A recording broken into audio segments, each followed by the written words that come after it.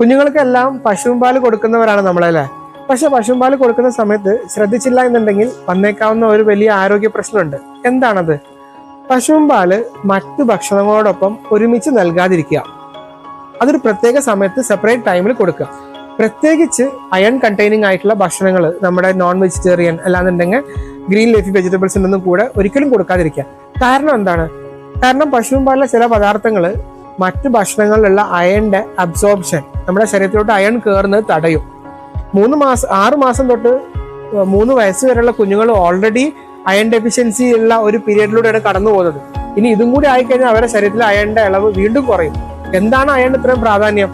കാരണം അത് 2 കാര്യങ്ങൾക്ക് വളരെ പ്രധാനപ്പെട്ട ഒരു എലമെന്റ് ആണ് കുഞ്ഞുങ്ങളിൽ പ്രത്യേകിച്ച്. 1, അവരുടെ ബുദ്ധി വളർച്ചയ്ക്ക്. 2, അവർക്ക് ബ്ലഡ് ഫോം ചെയ്യാൻ, ഹീമോഗ്ലോബിന്റെ അളവ് വേണ്ട വിധത്തിൽ മെയിൻറ്റെയിൻ ചെയ്യാൻ. അപ്പൊ ഇതുകൊണ്ടൊക്കെ തന്നെ ഈ ഒരു കാര്യം നിങ്ങൾ നെക്സ്റ്റ് തവണ കുഞ്ഞുങ്ങളെ ഫീഡ് ചെയ്യുമ്പോൾ